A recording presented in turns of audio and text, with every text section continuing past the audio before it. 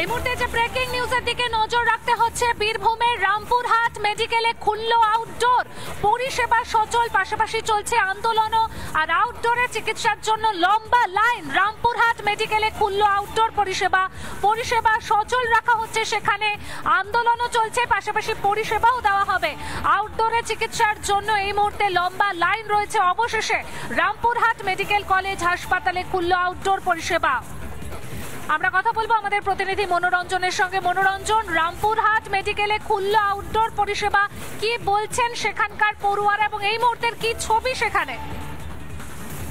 দেখো, তোমায় বলে রাখি পাইল যে আরজি করে ঘটনা ঘটার পর থেকেই কিন্তু প্রতিবাদে রামপুরহাট মেডিকেল কলেজ হাসপাতাল, সেখানে জুনিয়র ডাক্তাররা বিক্ষোভে সামিল হয়েছিল। আউটডোর বন্ধ করে দেওয়া হয়েছিল, আউটডোরে কোনো রকম কোনো চিকিৎসা পরিষেবা দেওয়া হচ্ছিল না।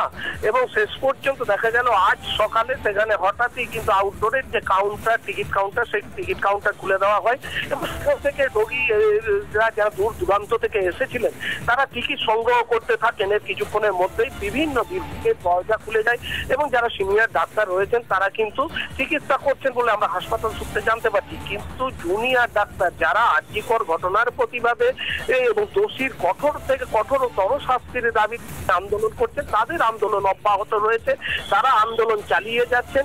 অন্যদিকে আজকে ভুলে যাওয়াতে স্বভাবতই খুশি রোগী এবং তাদের পরিজনেরা। তারা বলছেন যে ঘটনা ঘটেছে অত্যন্ত নিন্দনীয়, নিন্দা জানানোর ভাষা নেই।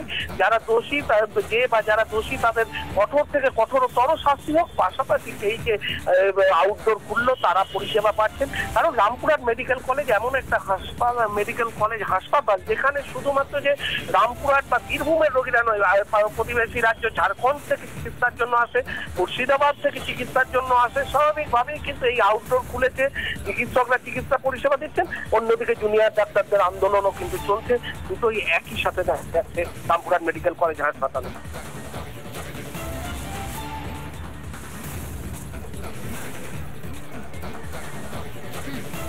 অর্থাৎ মনোরঞ্জন, রামপুরহাট মেডিকেল কলেজ দেখিয়ে দিল একদিকে যেমন পরিষেবা সচল থাকছে, অন্যদিকে পাশাপাশি চলছে আন্দোলনও।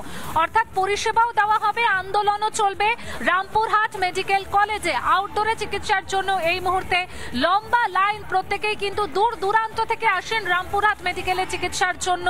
সেখানে এই মুহূর্তে লম্বা লাইন দেখা যাচ্ছে রোগীদের। পরিষেবা সচল, সেখানে এই মুহূর্তে আউটডোর পরিষেবা সচল, কিন্তু আন্দোলনও বন্ধ নেই, চলছে আন্দোলনও। রামপুরহাট মেডিকেল কলেজে খুললো আউটডোর বিভাগ, পরিষেবা সচল, কিন্তু তার পাশাপাশি কিন্তু জুনিয়র চিকিৎসকরা সেখানে আন্দোলনও চালিয়ে যাচ্ছে। অভয়াকে ধর্ষণ করে যেভাবে খুন করা হয়েছে তার প্রতিবাদে আন্দোলনও চলছে।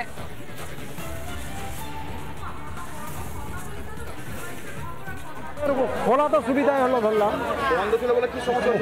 খুব অসুবিধা হয়েছিল। আমরা অনেক দূর থাকা আসছি, একবারে মিত্রপুর থাকা আসছি। টিকিট নিলাম। হ্যাঁ, টিকিট পেলাম। বন্ধ ছিল 4 দিন, আজকে খুলেছে, খুব ভালো হয়েছে আমাদের। আজকে খোলাতে খুশি হলাম। হ্যাঁ, অসুবিধা হয়েছিল, বহুত লোকের সব দূর দূরান্ত থেকে এসছে তারা। আমাদের দাবিগুলো শুরু থেকে যেগুলো ছিল এখনও সেটাই রয়েছে, যে আমরা দোষীদের দৃষ্টান্তমূলক শাস্তি চাই এবং আমাদের দিদির প্রতি যেই একটা নৃশংস ঘটনা ঘটেছে সেটার প্রতিবাদে আমরা যে কর্মবিরতি আছে বসেছি, সেটা আমরা শেষ পর্যন্ত জাস্টিস না পাওয়া পর্যন্ত আমরা আমাদের দাবিতে অনড় থাকব। এবং সেই সঙ্গে যতক্ষণ না পর্যন্ত সিবিআই চার্জশিট ফাইল করছে আমরা সেটাও দেখব। এবং একই সঙ্গে আমাদের কলেজেও ডাক্তারদের জন্য কাজ করার খুব একটা ভালো পরিস্থিতি নেই, খুব একটা ভালো পরিবেশ নেই। আমাদের ডাক্তার এবং স্বাস্থ্যকর্মীরা যাতে কাজ করার সঠিক পরিবেশ পায়, আমাদের ফ্লোরগুলোতে যাতে কোলাপসেবল গেট ইনস্টল হয় সেটা শুরু হয়েছে, এবং সিসিটিভি যাতে ইনস্টল হয় এবং মেয়েদের জন্য ঠিকঠাক রেস্টরুম যাতে থাকে, সেই জন্য সেই সমস্ত কিছু সুনিশ্চিত করাটাও আমাদের এই দাবির মধ্যেই পড়ে।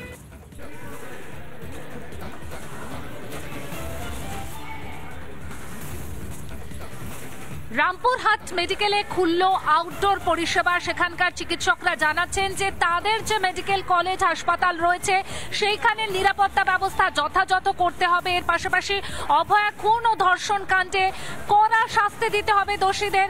এই পাশাপাশি কিন্তু সেখানে আন্দোলনও চলছে, পরিষেবাও সচল রামপুরহাট মেডিকেল কলেজে।